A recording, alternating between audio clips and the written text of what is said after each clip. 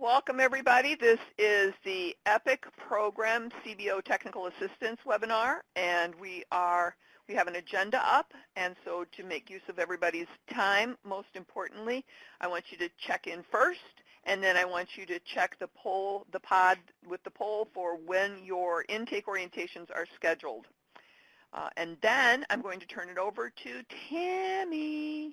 Good afternoon. It's hot in Springfield, too, and humid. That's the worst part. Oh, yeah. We are going to discuss grants. Again, I know everybody that's on the top of the list. We are moving grants, and I'm so excited. We've got some already at Comptroller's office, quite a few at the our accounting office. I'm going to call you guys out because there is some stuff that I'm missing for processing. So, and hopefully these guys are on the line. I still need the signed grant agreements from a Safe Haven. And I'm working with Emily on Albany Park, so I know that one's coming in. Catholic Charities and Southland Healthcare. Now, if you've submitted those, Christy and I have both, received some of those. So just, please resubmit, because at this time I don't have them on my list. Triton County Air Middling, and I'm working with them on their grant agreement, so we'll be getting that one moving here real soon, too. We had accounting, like I said, this grant had to be done outside of our traditional e-granting process because of the GATA systems that we got caught in. And so accounting had a few changes that they needed in the grant agreement, and they were very minor. So one dealt with the budget, and it just specifically had to do with the cost category coding on the grant agreement. It didn't align up with our GRS. So that change was made. And then the other one was on the cash request that it could not exceed 20%, which is not really relevant for you guys because once these are up and going, we're going to explain to you guys how you report cash and cost, or draw cash and report cost. And then so you're going to have, once they're obligated to the comptroller's office, you'll be able to go in and report on all of your actual costs to date. And we want actuals that are supported by your trial balance. And then we're going to allow you to do a request for a month of operating expenses.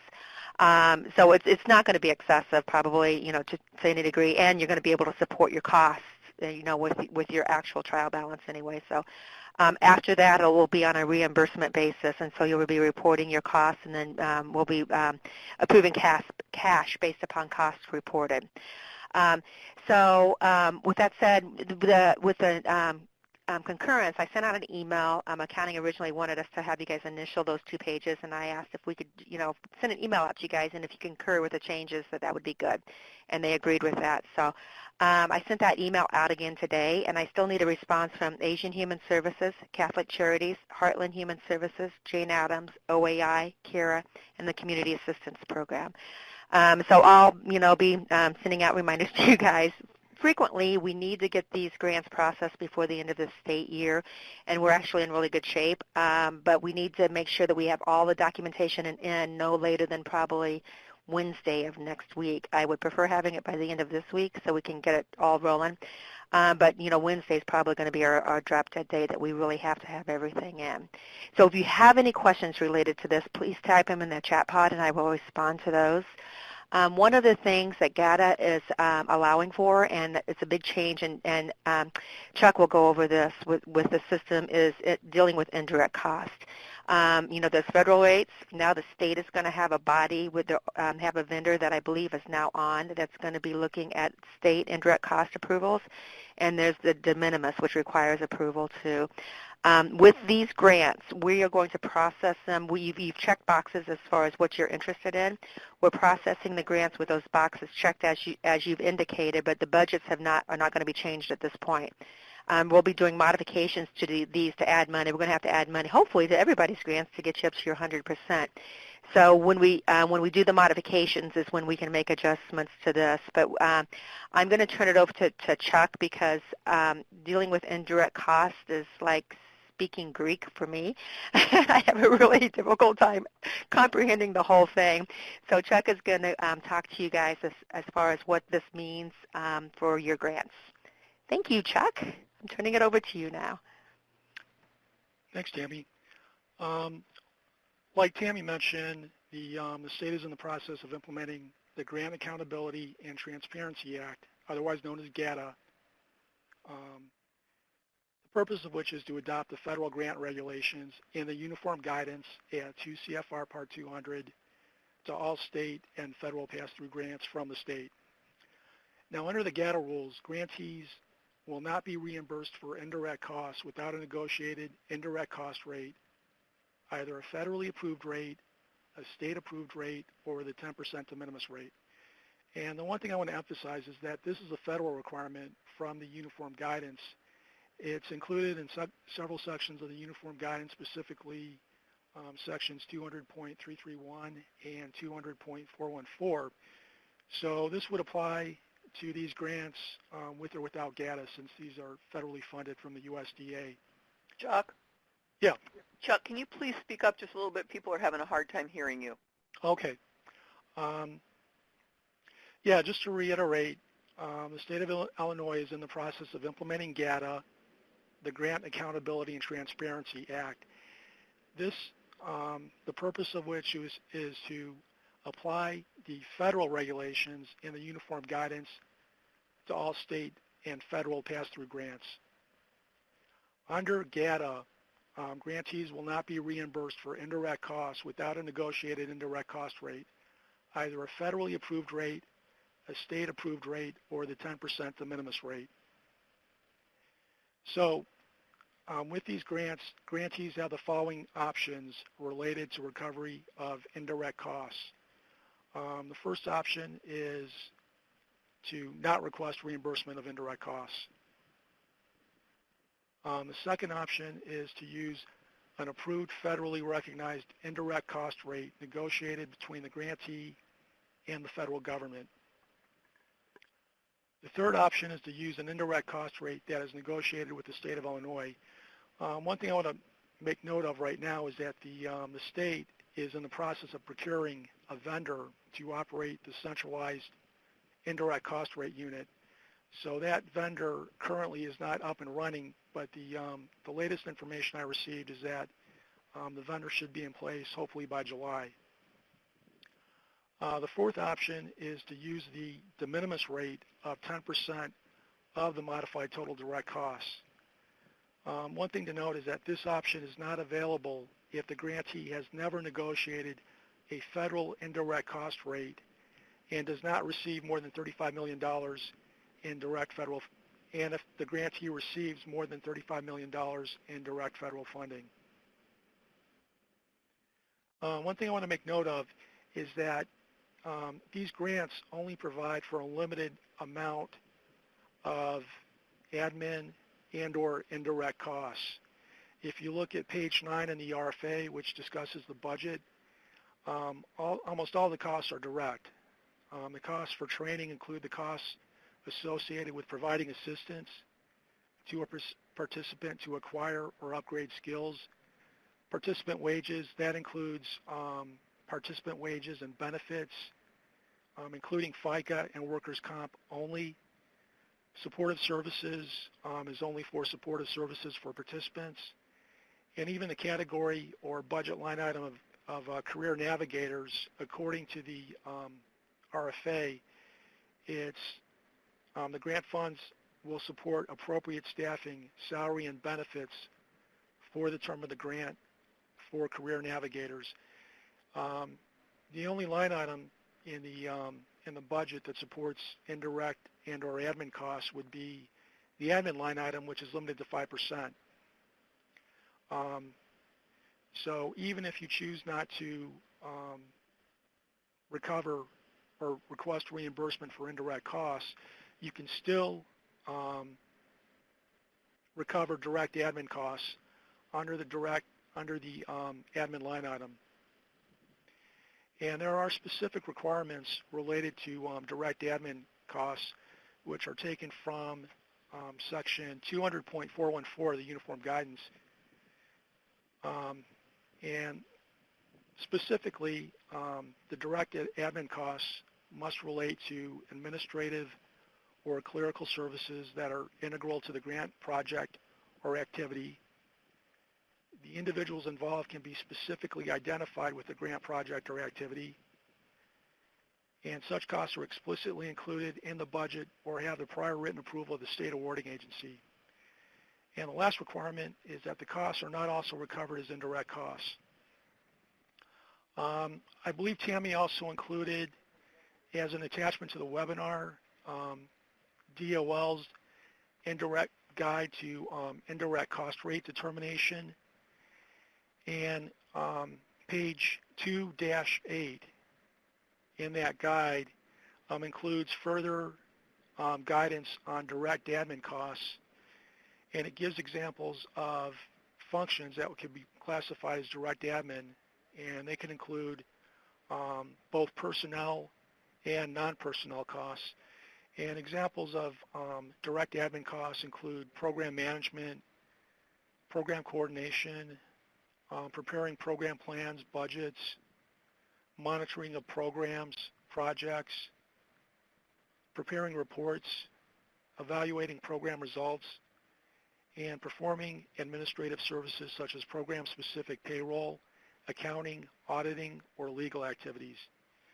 And then examples of non-labor costs that could be classified as direct admin include costs for goods and services required for admin of the program, including rent, utilities, office supplies, and travel costs incurred for official business in carrying out program management and administrative activities. Are there any questions? Nobody has typed any yet. Chuck. Chuck, this is Tammy, and I do have a question. I'm not sure.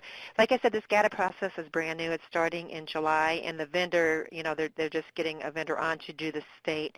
Now, if they, in this particular grant, if they choose to check de minimis or try and get a state indirect cost rate, and then I know that has to be reviewed and approved by the vendor. The de minimis, does that have to be reviewed and approved by the vendor also? No.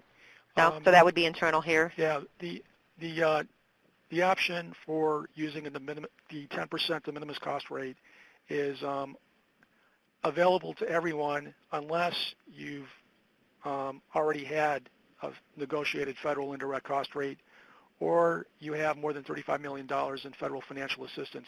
Otherwise, it's available to everybody without application or submitting documentation.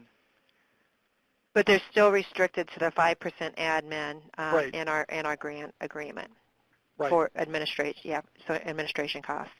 And then the other question: if they do choose to check the indirect or the state indirect cost rate, and they want to send a proposal to the vendor, now if it's approved, would that apply for all of their other grants that they would apply for the state? Do you know? Is that something like with the federal? Once it's approved for any? Right. State grant? And by the way, you can submit an application for an indirect cost rate now if you want to, even though the vendor may not be up and running until July or later this summer. And I think, Tammy, you talked to our GATA people, and they said that grantees could use the guide for indirect cost rate determination from DOL. Yeah, our accountant here at the Department of Commerce provided that to our legal staff and myself. So if somebody is interested, we don't really have a template established at this point that I'm aware of. Yeah, there are forms and instructions in that handout from DOL that they can use to get the ball rolling, and there are templates in there too. And if they want to complete those and submit those to us, I could forward them to our GATA people, and they could forward them to the vendor. To the vendor. Yeah, and it's possible that that could be that could accelerate the approval of the indirect cost rate. But yeah, once they get a state indirect cost rate, that would have to be used for all state grants. And I'm looking right now for the DOL guidance, so we can throw that in the box if I can find it here relatively quick, and then you guys can download it. I know that one of the things that they requested from EPIC is if we do have individuals that are interested in applying for a state rate, they would love for you guys to submit something because they're going to you guys are going to probably be used as a test for the vendor when they come in to see what kind of a format they want to establish with this. So, by all means, if you're interested in applying for this, like I said, I'm going to find this document here hopefully here soon and send it on. Otherwise, you can send me an email and I'll send you the document. Cami, the other thing that we can do with that is add it to the partner resource page. So if you can't find it immediately, we can upload it. And it's also available. It's also available online. If you you can do a Google search for a guide for indirect cost rate determination. U.S. Department of Labor. It's dated November 2015. So it is available online if you want to look for it that way. There we go. And then, yeah, once you have an approved indirect cost rate from the state, you would use that for all state grants. I don't know that it would be accepted by by federal agencies for federal grants.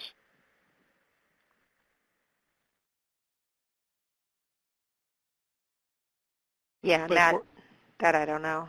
Yeah, although if you do have federal grants, direct federal grants, then you may already have an indirect cost rate to begin with. And I think it's my understanding that we only have 3 that actually have a federal indirect cost rate. But I'd have to double check that.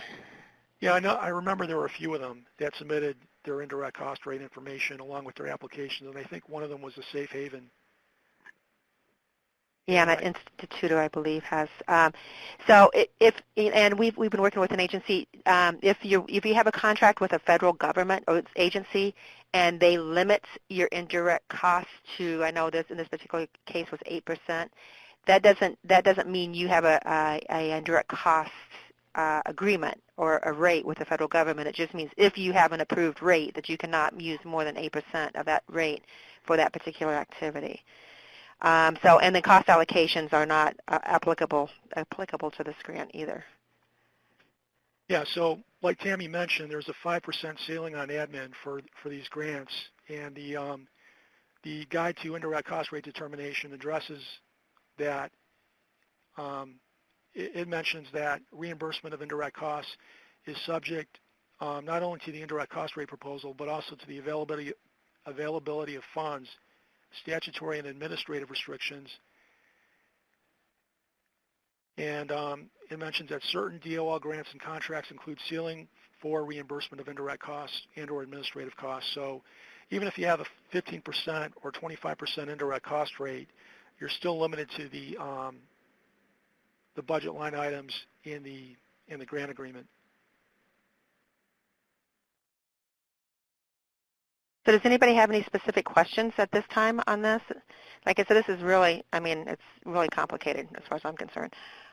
And I think Chuck does a great job. Thank God we've got him to explain it. I don't see anything that anybody has typed yet. Now's the time to ask your questions, folks, because we have Chuck on the line. And I just found that document, so I just uploaded it in the file exchange. It's Department of Labor Indirect Costs. It's like a 75-page document. But like I said, if this is something that if you're truly interested in doing this, this is a great opportunity to do it because, what we're providing to the vendors is potentially going to help to lead the way of their templates and what they're going to be wanting, at the statewide level. So they're kind of using us as a tester for this.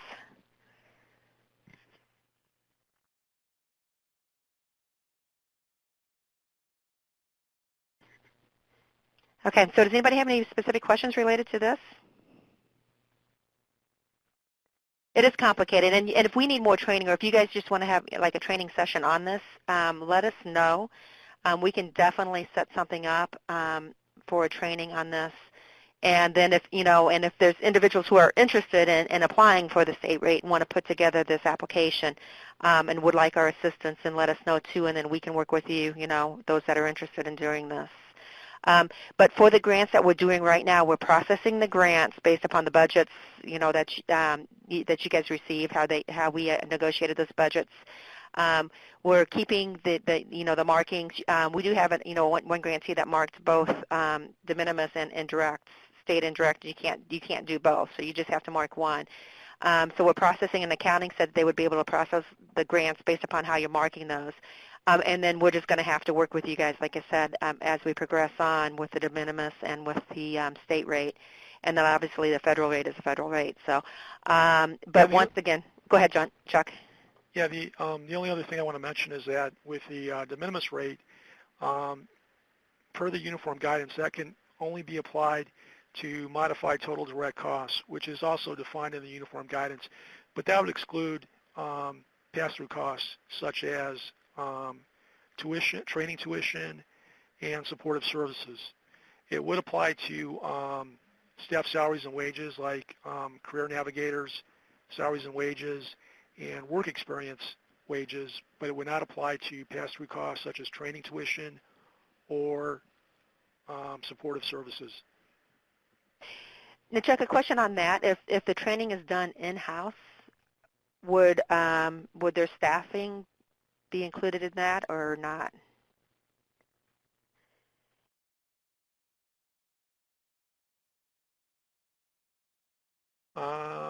I would have to follow up on that.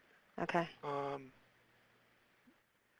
If they're charging staff salaries and wages to the grant, I believe you could recover indirect. You could apply the de minimis rate. De minimis rate for that. If you're, on the other hand, if you're charging tuition, then you cannot. No. Because that's contracted out, or that's to another provider. Right. Yeah. It's a pass-through. It's a pass-through cost. Right. And considered a distorting factor. So, yeah, the de minimis rate, recovery of indirect costs through the de minimis rate wouldn't be allowable for pass-through costs. And normally, even for federally approved indirect rates, they usually exclude pass-through costs from the base. We have a question here from Catholic Church. It says, so if you have a federal approved indirect cost rate, you can apply this to the EPIC grant in partial, I guess that's what's supposed to be. Also, are you able to apply the indirect rate in addition to the 5% administration costs? Yeah, you could apply the if you have a federally approved indirect cost rate, you could apply the rate, but you're still limited by the budget line items in the grant agreement. And based on the RFA, the budget line item descriptions in the RFA, all the costs are direct except for the admin line. So basically, you would be limited to 5% for admin and or indirect costs. So it would have to be one or the other. So that if they wanted to charge indirect, they'd have to reduce their admin. Basically, the only thing they could do is reduce their administration line item. Yeah, and indirect can be both admin and program. And there are examples in the in that indirect cost guide that I mentioned. They have examples of indirect costs, and there are also examples of indirect costs in the uniform guidance. And they explain that indirect costs vary by organization, depending on their accounting methods. But normally they would include facilities and administration costs. And administration costs normally would include general administration costs like payroll, accounting, executive staff. And then facilities costs would normally include rent, depreciation, utilities. Generally, they would be organization-wide costs instead of costs that can be specifically identified to a particular program or cost objective. So an example might be if you have a lobby area where the clients come in and maybe there's some computers that they do work, that could be considered like a general and indirect cost because it's not attributed to one specific grant. Everybody uses it. Am I correct on that? Right.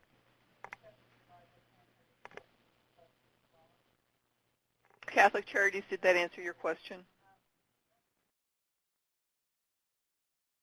This is a really confusing area. It's very confusing for me, you know. And like I said, with this new GATA process, hopefully there'll be, you know, as we're moving along, there'll be more and more clarification as we go with it. And we'll try and provide you everything that we can, that we know, you know, up front on this also. But ultimately, you are limited to 5% administration. That in our agreement with FNS, that was what was written into the agreement with FNS. So that is, you know, that is a limitation on this project.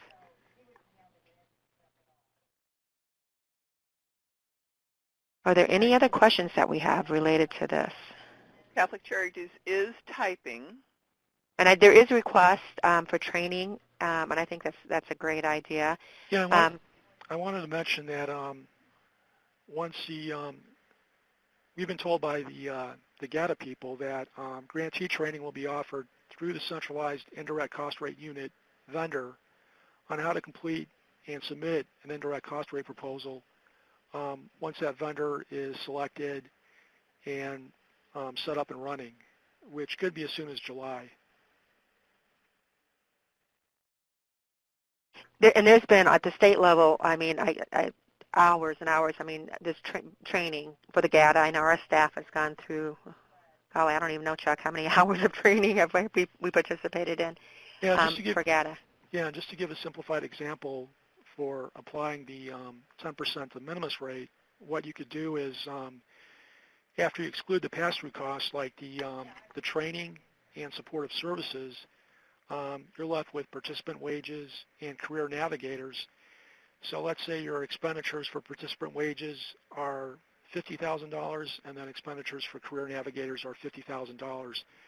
So that's $100,000 in modified total direct costs to which you can apply the 10% de minimis rate. So you have $100,000 in costs. The 10% de minimis rate would give you $10,000 in eligible indirect costs, and then the admin is limited to 5% or $5,000. So you'd only be able to charge in this case $5,000 to the admin line item for the indirect costs. The other $5,000 could be considered match or leverage resources. And that's just a simplified example. Otherwise, if you have direct admin costs, you can charge those directly to the admin line item without using an indirect cost rate or the 10% de minimis rate.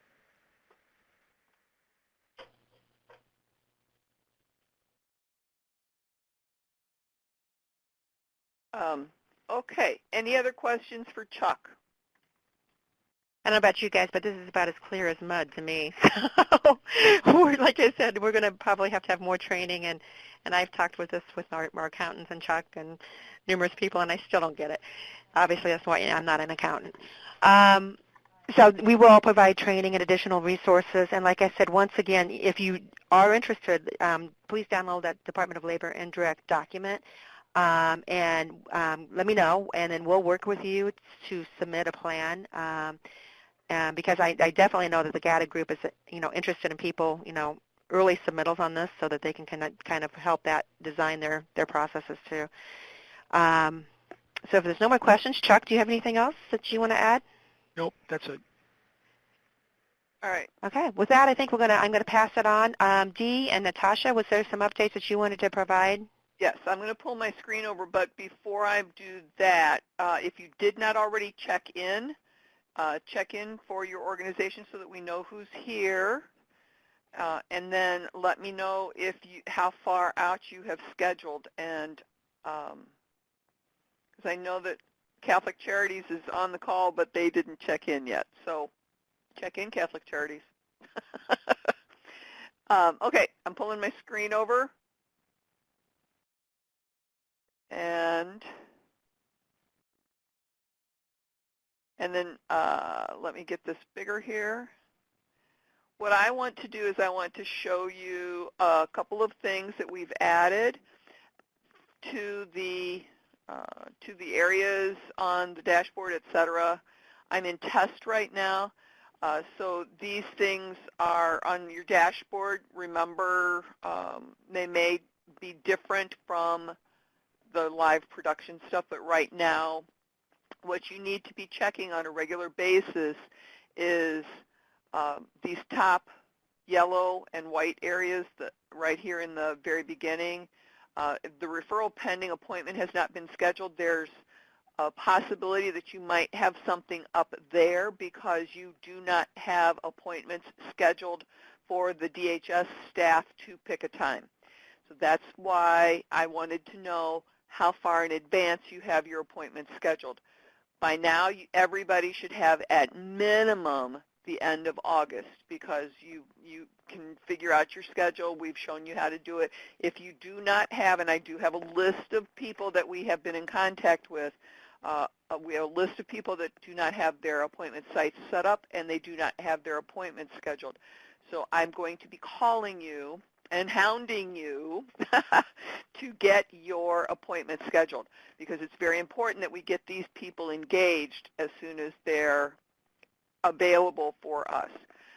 We have another area on here that's called Referral Pending 2151 Past Due. We have a Referral Pending No Contact from Customer or conciliation recommendation. That's to accommodate both mandatory and non-mandatory areas, so it's very important that you check these boxes properly.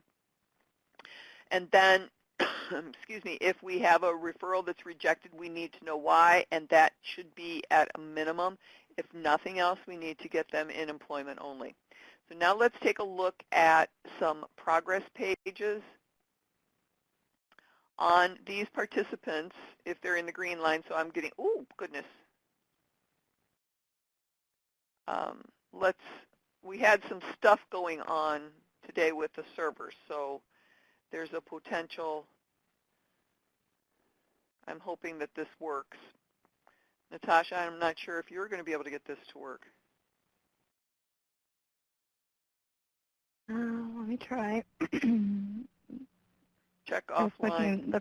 They're pushing some other stuff out on test, so. I know I got that email about the, so we can't do this. I guess I could go live and show a progress page. Let me minimize this a little bit. Or do you just have the instructions? Maybe if we just do the instructions, and then we don't have to worry about customer information being displayed on the screen? I don't have the progress page information instructions. Do you want to pull those up? And I haven't updated the personal development ones yet.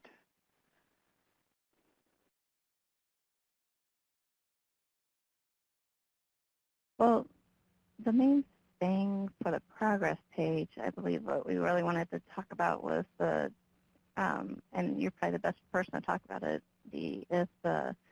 how to use the 2151A. All right. One of the things that we need to make sure that we do, the 2151A fills, let me pull this back open again. Oh, it's making me log in, so I can't even get back there. Okay, here we go. We have people in different areas on this dashboard. We need to make sure that we're accounting for these people appropriately. And as I was looking at we had a disconnect between the people that showed up here in the total, like where the 66 is, and from our dashboard where we've had people assigned to the CBO. So it's very important that on the 2151, you're checking the boxes that the person has attended or been engaged at a date. And if at all possible, it's best if you can do it online so that the X's are computerized rather than handwritten, because the program isn't picking up handwritten No, they X's. have to be entered in using the Adobe Reader, and that's otherwise you won't be able to enroll them. The programmers have it adjusted so that everybody's showing up in the dashboard. But if you uploaded a 2151 earlier, and because that's what you were supposed to do, so you were doing everything right, and then we changed it on you. But if you haven't already had them, if you didn't already have them enrolled into a program, then it's gonna show that you still need to upload the 2151 in order to enroll them into a program. So we ran across that. Right, and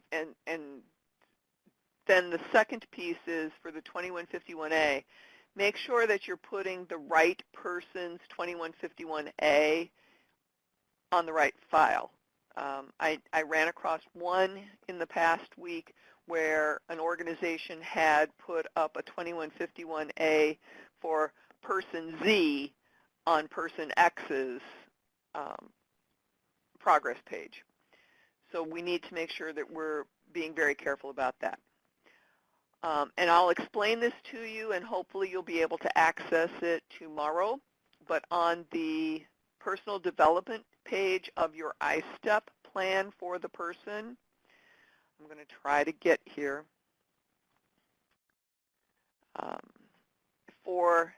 But before you do that, one of the questions, I think Christine, maybe not, I can't remember, was specifically on the 2151A, with talking about the differences, because at one point in time, we're like, oh, well, the 2151A is what you record what they did.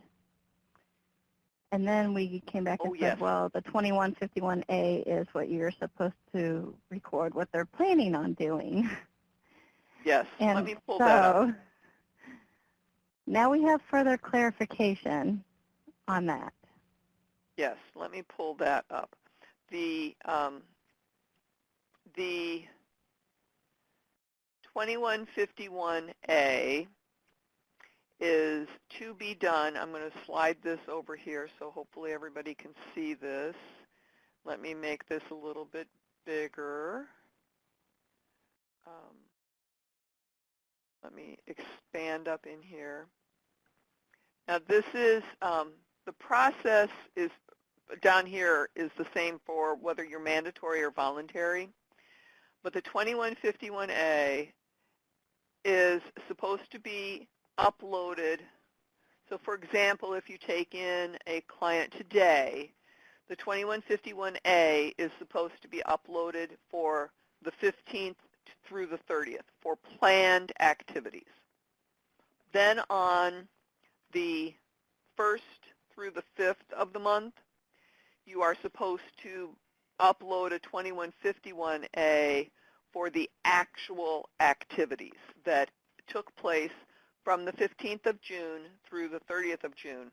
You're going to be submitting that on somewhere between July 1st and July 5th. Then if there's any change in those activities, you also submit a 2151A. So as you are working through your month, the only time that you have to submit a 2151 in advance, it's the brand new or if there's a change. Otherwise, it's the actual monthly activities that just happened in the month that you came out of. So that's a clarification that we received. And I remember a couple of you who have had accounts with DHS before were questioning us so that we did get that clarification. So is that good for everybody on that one? And then the other piece that we were able to adjust, and we'll have to show it to you next week unless you discover it on your own during the week this week, is the personal development page for the I-STEP plan now has some recommended steps. So for example, if a person needs to be entered into a drug treatment program, you can add that step to their plan. If they need assistance with utilities or rent or food, you can add that step to their plan and then include the information of the organization that you're referring them to. And I wish I could show this to you, but the updates that are going out. Previously, it was just put in there as a referral, and those specific items were in some of the other pages. Those that work with IWDS and know that we are using the iStep to populate IWDS, know that there are some services that are marked, with I can't remember the name off the top of my head, but anyway, like transportation and that type of thing. And so those now are under personal development because that's where we ask the questions about, potential barriers to employment. And so you'll be able to access those from that particular section. Plus we have some other updates that are getting ready to be pushed out as well. So you should see an announcement about those changes, and we'll be updating the instructions, and then we can talk about them next Wednesday. Next week. All right. Cami, do you want to do your poll?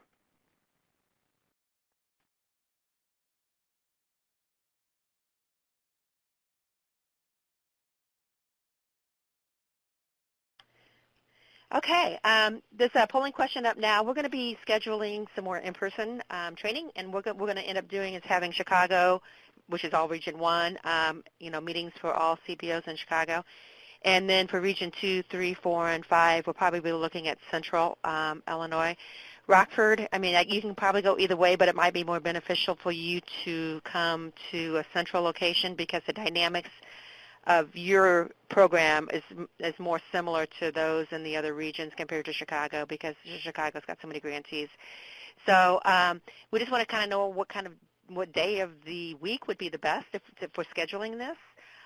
We are going to be reaching out to one of the CBOs to host this in Chicago, and we'll probably look at Springfield and at the WorkNet Center, but that's to be determined yet too. For those that are in the other regions, if you have a recommendation of where you'd like to hold it, please let us know. Once again, we'll do it so it's easy, maybe like a 10 to 3 type of a day, so that way, you can get in, that day and get out, both in the city and also, if you're traveling to a location in Central Illinois. And with that, any questions that you've got, systems, one of the things we're going to start looking at now is the iSteps and making sure that people are using the iStep and populating that. Natasha, are you guys still wanting information on the personal development as far as activities, and would you like them to submit recommendations for that? I think that as you come across steps that you need for the iStep, it doesn't necessarily need to be under the personal development category. It could be the academic, technical, or the career planning. But if you don't have a step that you need, then please send it to epic@illinoisworknet.com. And there was a comment a while back when we had our in-person meeting that they'd like to be able to add multiple credentials to one step, because right now you can identify if that step can earn a credential, and that's one of the items that'll be pushed out possibly tomorrow or Friday. So if you have suggestions other than being able to add multiple credentials, please send them to epic@illinoisworknet.com. Okay, with that, if we have no more questions, we're going to go over, we kind of went over our time frame. We're going to go ahead and end this meeting. Now, next week, we have got grants moving. They're going to the comptroller's office. It's my understanding the comptroller is a little slower, too. If we have a grant that is established and obligated to the comptroller's office by next Wednesday, we're going to do a demonstration on requesting cash and reporting costs. We will request, whoever has a obligated grant, if we can actually use a grant, to demonstrate because it's easier to show, on a live grant. But that's the plan for next week. If it's not, then we will, shift our training. And if you have any recommendations, if there's any specific information you want us to discuss during these webinars, please feel free to send it to epic@illinoisworknet.com also, so we can make sure we're addressing, your questions and concerns too. So I'm going to keep plugging along. You guys are doing great. We're going to be getting more clients to you. I promise that. We have to. There's some changes in the intake process that's going to definitely expedite this process, in Chicago and other regions. So, we're going to be pushing them out here soon, so just be ready. Take care, everybody. Thanks for joining us today.